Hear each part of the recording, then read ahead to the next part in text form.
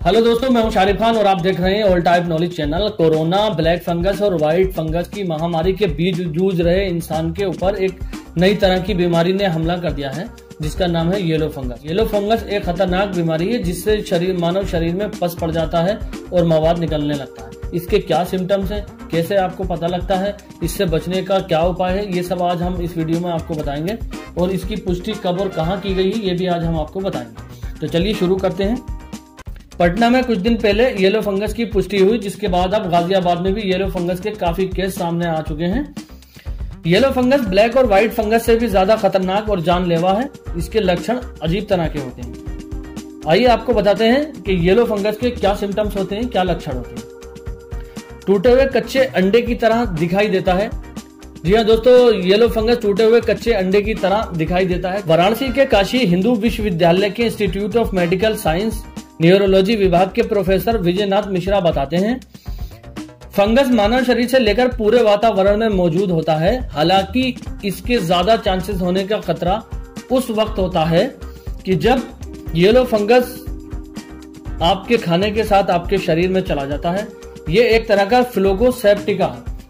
जी हाँ दोस्तों, yellow fungus जो है एक तरह का फिलोगोसेप्टिका है। जैसे कि नॉर्मल इंसान को सेप्टिक बन जाता है जब उसके शरीर में कोई ऐसा जख्म हो जो ठीक नहीं होता, कोई ऐसा घाव हो जो ठीक नहीं हो पाता, तो उसको नासूर या सेप्टिक बोला जाता है।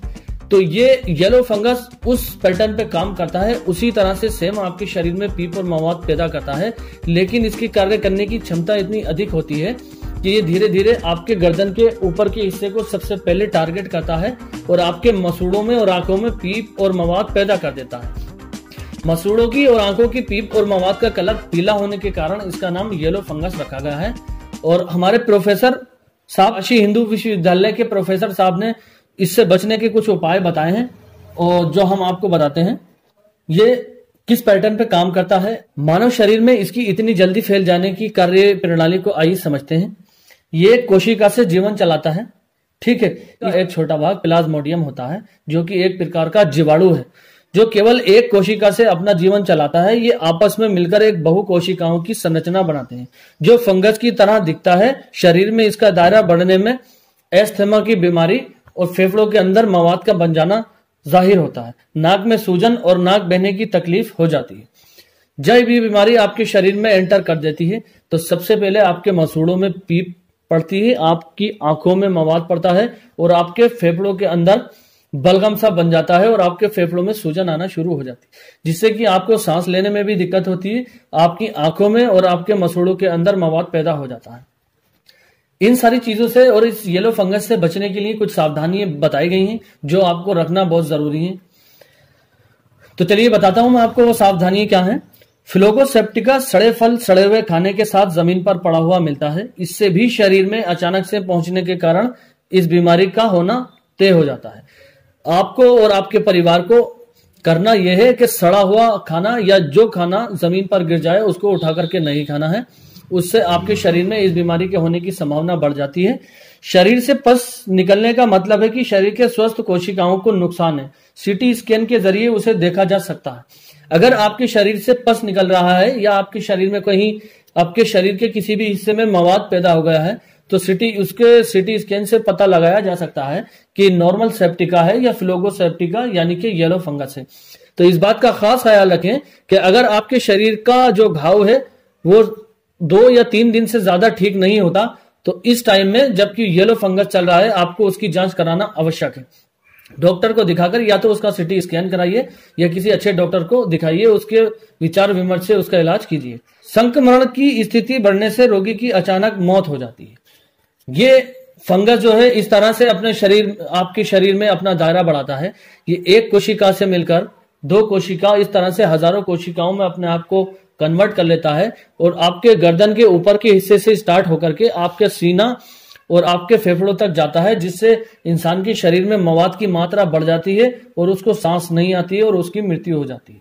इससे बचने के लिए सड़े गले खाने से दूर रहें। अगर आपके शरीर पर कहीं घाव है तो उस पर पानी ना पड़ने दें, प्रॉपर उसकी पट्टी कराएं ताकि आपके घाव पे कोई सूजन ना आए या उसमें सेप्टिका बनने का कोई डर ना हो। तो आइए बताते हैं इसका अगर किसी को हो जाए तो इसका इलाज किस तरह से किया जाता है। इसका इलाज क्या है। फंगस इन्फेक्शन के लिए अम्फोटेरिन इंजेक्शन बी के साथ एंटी फंगस दवाओं का इस्तेमाल होता है। संक्रमण शरीर के भीतर है या जिस हिस्से में पस जमा है उसे ऑपरेशन के जरिए निकाला जा सकता है। दोस्तों, अगर ये किसी को हो जाता है तो इंजेक्शन और ऑपरेशन ही इसका एक इलाज होता है। इंजेक्शन के जरिए आपकी बची हुई कोशिकाओं को तेजी से नॉर्मल करने के लिए उसमें एंटीबायोटिक दवाइयां दी जाती हैं और उसके बाद ऑपरेशन से उस हिस्से को निकाला जाता है जहां पर ये पूरी तरह से फैल चुका है। इसका एकमात्र यही इलाज है। उसके बाद क्या किया जाता है, डॉक्टर मिश्रा बताते हैं कि महामारी में लोग थोड़ी सी दिक्कत पर एजिथ्रोमाइसिन और डाइऑक्सीसाइलिन और सिफेक्सिन जैसी एंटीबायोटिक खा रहे हैं। अस्पतालों में इससे भी हाई डोज की एंटीबायोटिक दी जा रही है। एंटीबायोटिक से हेल्दी बैक्टीरिया को भी नुकसान होता है। हेवी एंटीबायोटिक जो होती हैं, अगर कोरोना काल में अगर किसी की तबीयत खराब हो रही है, किसी को कफ है, खांसी जुकाम बुखार हो रहा है, तो वो एंटीबायोटिक दवाइयों का इस्तेमाल कर रहा है जिससे आपके हेल्थी बैक्टीरिया जो शरीर के अंदर हेल्थी बैक्टीरिया होते हैं उनको नुकसान होता है, जिससे कि इस बीमारी का बुलावा आप उसको ये सारे काम करके आप उस बीमारी को इन्विटेशन देते हैं। तो ध्यान रहे, बिना अच्छे डॉक्टर के विचार विमर्श से एंटीबायोटिक दवाओं का इस्तेमाल नहीं करें, क्योंकि इसके दो कारण हो सकते हैं। या तो जमीन पर पड़ा हुआ खाना, सड़ा गला खाने की मात्रा आपके शरीर में पहुंच जाए, या आप अधिक मात्रा में हेवी एंटीबायोटिक दवाइयों का सेवन कर रहे हैं। इन तीन कारणों से येलो फंगस नामक बीमारी आपके शरीर में आ सकती है। मेरी इस वीडियो को अपने दोस्तों, अपने परिवार वालों के साथ शेयर कीजिए ताकि आपके लोग आपके अपने सुरक्षित रहें और आपके अपने सावधानी बरतें।